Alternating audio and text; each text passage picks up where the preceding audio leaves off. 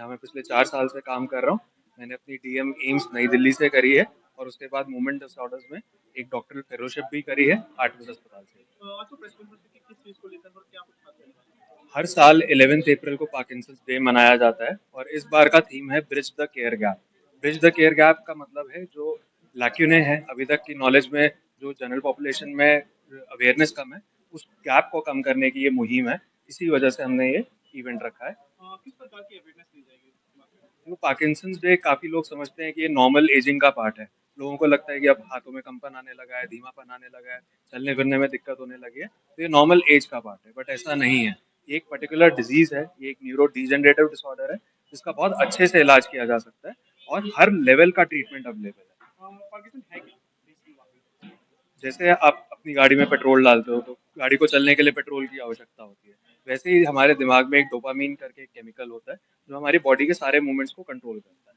अब कुछ लोगों में ये डोपामीन नाम का केमिकल कम होने लग जाता है। इसका क्या कारण है वो नहीं पता, बस कम होने लग जाता है, तो इसको रिप्लेस करने की ज़रूरत है और इसकी वजह से कुछ सिम्टम आते हैं। इन पार्किंसन के सिम्टम्स को हम एक्रोनिम देते हैं ट्रैप।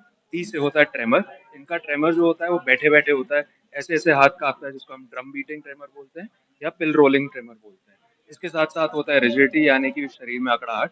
एक का मतलब होता है एकाइनेसिया यानी चलने फिरने में धीमापन और स्लोनेस, और पी से होता है पोस्चरल इंस्टेबिलिटी।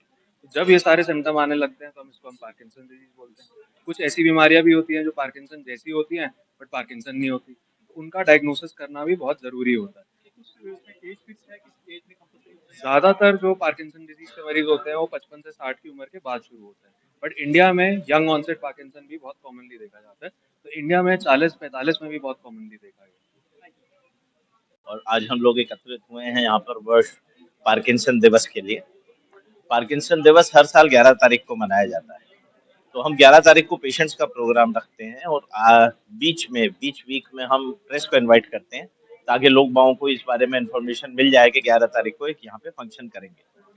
तो आज का जो मुख्य उद्देश्य है वो डीप ब्रेन स्टिमुलेशन करके एक ऑपरेशन है, उसके विषय में जानकारी फैलाना है आपके माध्यम से।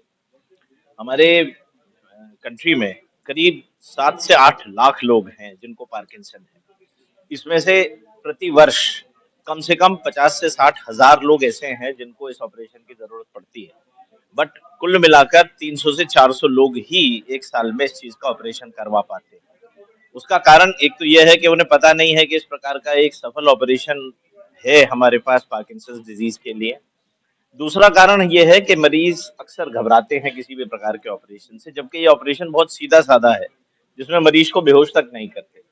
तो यदि आपके माध्यम से लोग बागों को इस बात की जानकारी मिल जाए कि एडवांस्ड पार्किंसन डिजीज के लिए एक बहुत अच्छा ट्रीटमेंट उपलब्ध है, उसको करवाने से कोई खतरा नहीं है और उससे मरीज की जो बीमारी है उसमें ऑलमोस्ट एक तरीके का कायाकल्प हो जाएगा, तो ये बहुत ही अच्छी बात होगी। ऑपरेशन भी ज्यादा होता है या मेडिसिन से भी ठीक हो सकता है? मेडिसिन से बहुत अच्छा कंट्रोल होता है और 4 से 5 साल तक मरीज को किसी भी प्रकार की कोई परेशानी नहीं होती। बिल्कुल ऐसे रहता है जैसे एक नॉर्मल इंसान रहता है। परंतु 5 साल बाद अक्सर प्रॉब्लम्स आती हैं, दवाइयों का इफेक्ट कम होने लगता है और दवाइयों के साइड इफेक्ट ज्यादा होने लगते हैं। ऑपरेशन के बाद नॉर्मल जो पेशेंट कितने नॉर्मल अपना लाइफ जी सकते हैं? बिल्कुल नॉर्मल, हमने मरीजों को जॉगिंग करते हुए देखा है, डांस करते हुए देखा है, साइकिल चलाते हुए देखा है, तो they become absolutely normal surgery के बाद। देखिए, पार्किंसन डिजीज एक ऐसी बीमारी है जिसका कंप्लीट ट्रीटमेंट अवेलेबल है। हमारे पास इसका क्योर नहीं है, बट इसकी जो क्वालिटी ऑफ लाइफ को ये खराब करती है उसके लिए हमारे पास कंप्लीट सॉल्यूशन अवेलेबल है। तो जो पार्किंसन डिजीज की शुरुआती स्टेजेस होती हैं उसमें मेडिकल ट्रीटमेंट बहुत अच्छा फायदा देता है और ये ट्रीटमेंट वैसा है जैसा कि ब्लड प्रेशर या डायबिटीज का ट्रीटमेंट, आपको ये कंटिन्यूसली लेना पड़ता है फायदा पाने के लिए। ये वैसा ट्रीटमेंट नहीं है कि आपने ट्रीटमेंट का एक कोर्स लिया 1 या 2 महीने के लिए फिर आपने इसको बंद कर दिया।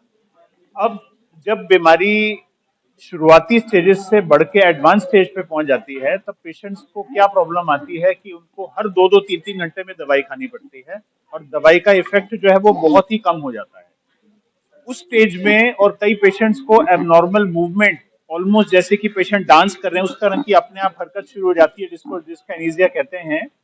इस स्टेज के लिए डीप ब्रेन स्टिमुलेशन एक बहुत अच्छा इलाज है जो कि पेशेंट की क्वालिटी ऑफ लाइफ उनको वापस दे सकता है।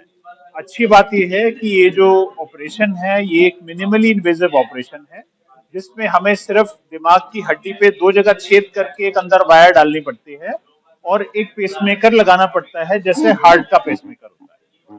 तो डीबीएस सर्जरी एक बहुत ही सफल ऑपरेशन है, हमारे देश में तकरीबन पिछले 25 साल से हो रही है और हमने मिलके, मैंने डॉक्टर सुमित, जो हम 25 साल से एक साथ में काम कर रहे हैं, हमने 700 से ज्यादा ऐसे ऑपरेशन किए हैं। तो देखिए, अगर हम परसेंटेज में बात करें, 100 पेशेंट का अगर हम ऑपरेशन करते हैं तो तकरीबन 90 पेशेंट हमको कहते हैं कि उनकी क्वालिटी ऑफ लाइफ एक अलग लेवल पे पहुंच गई।